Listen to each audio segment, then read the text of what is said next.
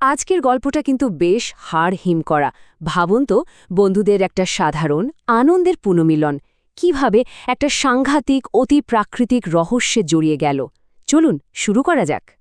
গল্পের শুরুটা কিন্তু খুব সাধারণ। ৩ বন্ধু, কথক, অর্ক আর তন্নি, প্রায় ৩ বছর পর একসাথে হয়েছে। প্ল্যানটা কি? একটা পিকনিক। সবাই মিলে খুব মজা করছে, কিন্তু অপেক্ষা করছে তাদের আরেকজন বন্ধুর জন্য, নন্দিতা। কিন্তু ঠিক তখনই একটা মেসেজ আসে আর সব প্ল্যান ওলটপালট হয়ে যায়।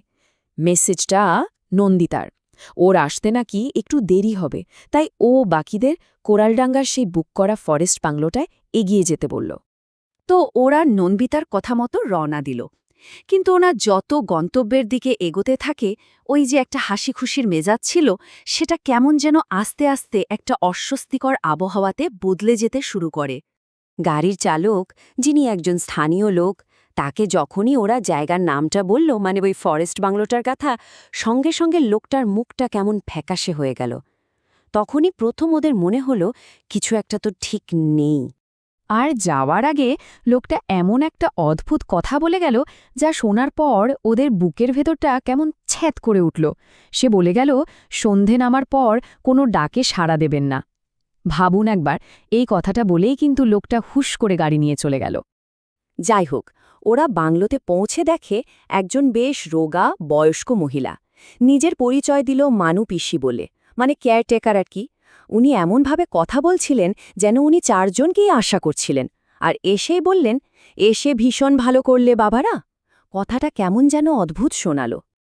তো বাংলোর ভেতরে ঢুকে নন্দিতার জন্য ওদের চিন্তা তো হচ্ছিলই, কিন্তু খুব তাড়াতাড়ি এমন সব অদ্ভুত ঘটনা ঘটতে শুরু করল যে ওদের মনোযোগ সেদিকেই চলে গেল।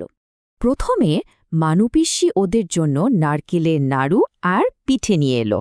অবাক করা ব্যাপার হলো, সেগুলোর স্বাদ একদম হুবহু ওদের বন্ধু নন্দিতার বানানো খাবারের মতো।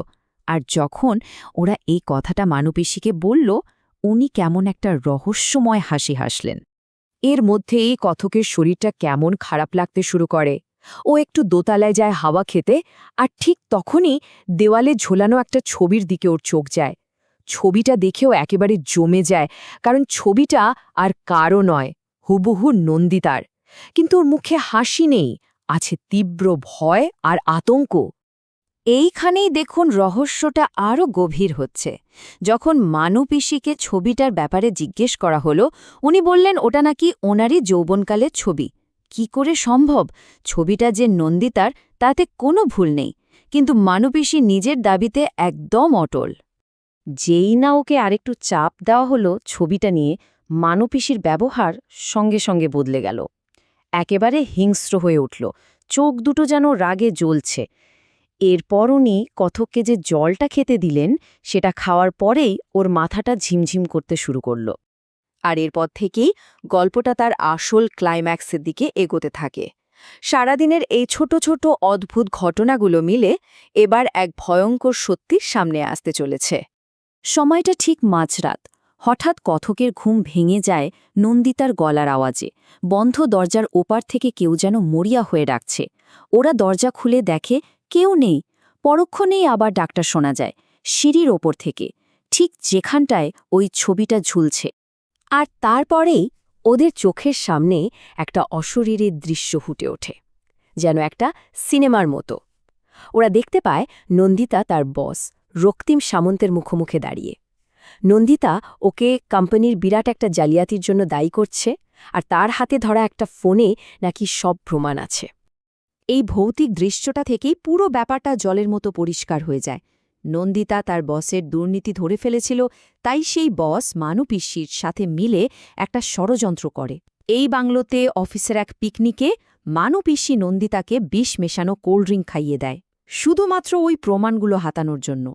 দৃশ্যটা একসময় মিলিয়ে যায়, কিন্তু ভয়টা শেষ হয় না, বরং যা সামনে আসতে চলেছে তা আরও অনেক বেশি ভয়ানক, আরও মর্মান্তিক। হঠাৎ অন্ধকার থেকে একটা ভয়ঙ্কর বিভৎস মূর্তি বেরিয়ে আসে। শরীরটা মানু পিসির, কিন্তু মাথাটা নন্দিতার। পচে গলে যাওয়া বিকৃত একটা মুখ। দেখেই বোঝা যায় নন্দিতার আত্মা প্রতিশোধ নেওয়ার জন্য, বিচার পাওয়ার জন্য তার খুনির শরীরটাকেই দখল করেছে। ওই অবস্থাতেই নন্দিতার আত্মা কথা বলে। সে বলে তার আত্মার শান্তি হয়নি, তার একটা শরীর দরকার ছিল সত্যিটা জানানোর জন্য, আর সেই জন্যই ও বন্ধুদের এখানে ডেকে এনেছে, কারণ ওরাই ওর ছোটবেলার বন্ধু, ওর শেষ ভরসা। আর মিলিয়ে যাওয়ার ঠিক আগে নন্দিতার আত্মা ওর মায়ের জন্য একটা খুব কষ্টকর, একটা হৃদয় বিদারক বার্তা রেখে যায়। সে বলে, আমার মাকে বলিস তার মেয়ে আর কোনোদিন ফিরবে না, আমার জন্য যেন অপেক্ষা না করে। শেষ পর্যন্ত ওই ভৌতিক সাক্ষ্য আর বন্ধুদের খুঁজে পাওয়া প্রমাণের ভিত্তিতেই নন্দিতার বস রক্তিম সামন্ত ধরা পড়ে, আর তার অপরাধের জন্য যাবজ্জীবন কারাদণ্ড হয়।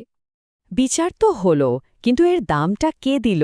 একজন মা তার মেয়েকে চিরদিনের জন্য হারালেন, বন্ধুরা হারালো তাদের প্রিয় সঙ্গীকে। হত্যাকারীর শাস্তি হলেও এই ক্ষতিটা তো আর কোনোদিনও পূরণ হওয়ার নয়।